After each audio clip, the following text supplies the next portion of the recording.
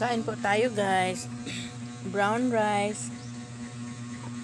At saka yan o.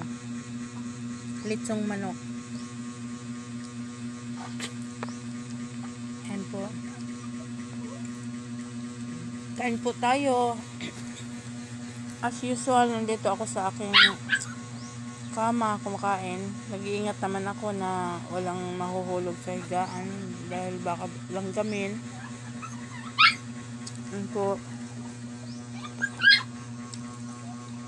ano po ngayon wala pang alas 11 ng umaga pero kumakain na ako ng tanghalian.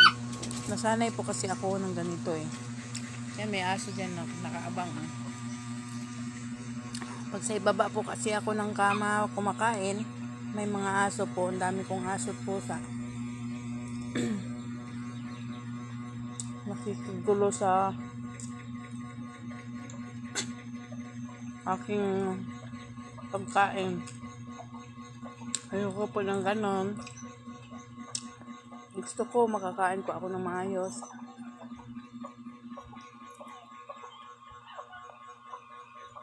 Yan, isipin ko na lang to. Chicken Joy ni Diwata.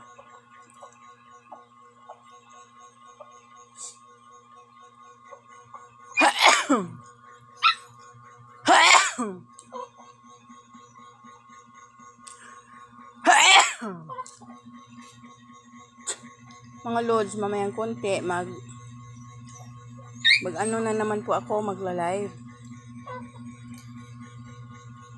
Mga mamayang hapon siguro mga alas 2, alas 3 yan po.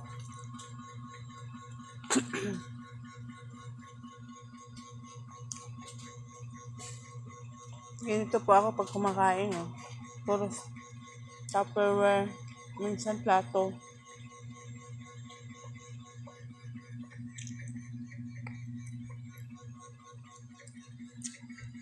Hindi po ako gumamit ng sasawan dito sa litsong manok kasi maalat yung sasawan Tapos yung manok medyo maalat na rin ang timpla.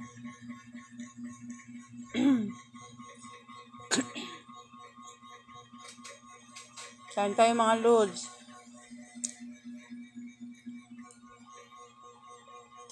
Yung kanin ko pala ay red rice. Or brown rice. Ang tawag ng iba dito ay brown rice. Ang tawag ng iba ay red rice. Ito po.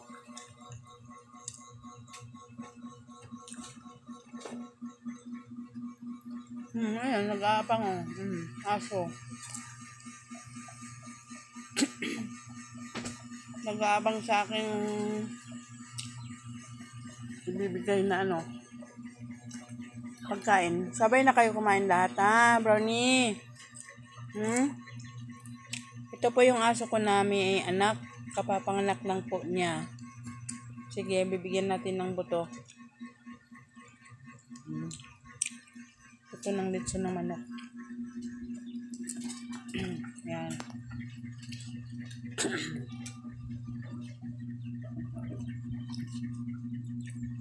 Pinagtitimpla ko pa yan ng gatas para marami po siyang maipasuso na gatas sa kanyang mga anak.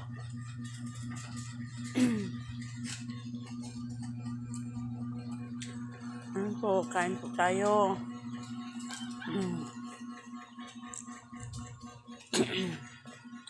Yan po.